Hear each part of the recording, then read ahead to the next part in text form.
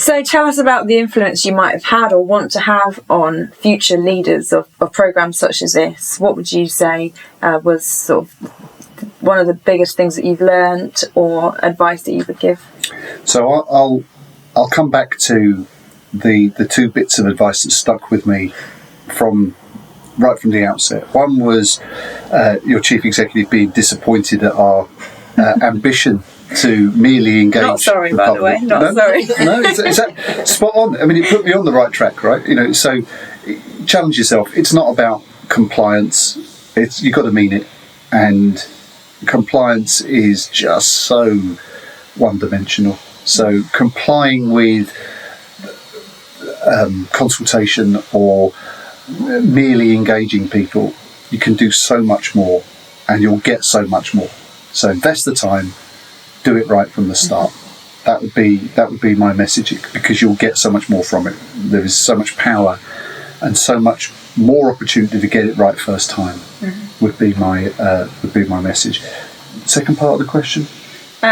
What have you? I guess I'd like to know what have you learned personally as a personal development as yourself as a leader, and how would that support somebody else in the future maybe? So I've come from quite a dictatorial private sector career, very commercial, very time oriented, and I'd like to think I was successful in that environment, but it has hobbled me in a way, because you tend to rely on that. Your judgment is right. I've got to make the decision. I've got to drive this forward. It's my accountability. The buck stops with me. And I think that is so limiting. So even at my grand old age, I'm thinking to myself, man alive, what more could I have achieved if I'd learnt this earlier? And what I've learnt is you don't know. You're not the expert. And even more recently, as a team, we sat down and we started analysing our own strengths, and focusing on our strengths and focusing on how we can harness those strengths. And the learning that I came from it, so I came out as somebody that can influence, that can lead, that likes to drive. Great strengths to have in my role, definitely, but can be constraining and can be uncomfortable for others, that are then almost become subservient to this dominant influencer driver.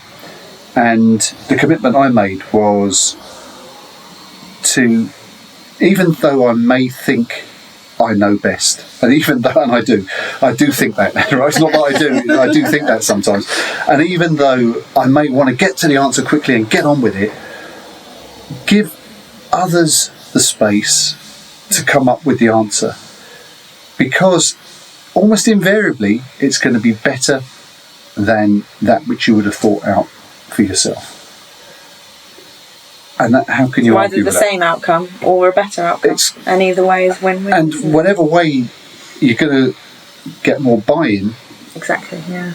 And you're going to have a more empowered, more confident team if you provide that space. If you constantly say, no, we're not doing that, we're doing this. No, you don't know, I know, we're going this way. No, it's my judgment, my accountability, we're going that way. What are you going to do to their self-confidence? Yeah, exactly. And I've been cast away on that island for most of my career, right? And I'm only just learning to swim ashore. But it is really powerful, and it feels so uncomfortable at times. I'm sitting there thinking, I just want to do this. Give them space. They are professionals, they're experienced, they're coming at it from a different angle, no matter what their background is. Forget seniority and hierarchy, that's only going to hold you back. Just give them space. Let them come up with the answers, because the power of that collective thinking, the power of the co-production, can't fail to be enrich that which you may already thought. And your view is still valid, it's just one part of the co-production, and rather than on an equal setting, isn't it? Exactly. Rather than like this, it's like this. Yeah, it's not hierarchical. Just because you've been given that job doesn't mean that that you've got the lock on being right. and don't take your responsibility to the point where it's going to constrain the inputs and dampen the ability of your team to help you be successful, because that's what co-production is. It's about helping each other come up with the best possible solution. I'm thinking everything you do in the future is always going to be co-produced from now on. Oh, yeah. But that's not to say that I won't have moments of, in a crisis of confidence where I start thinking, no, we've got to move faster and I'm going to make an executive decision. No, it'll happen. And knowing that, forewarned is forearmed. Yeah. You just got to challenge yourself on those points, because I've still got a long way to swim before I get onto the land. Thank you, Gary.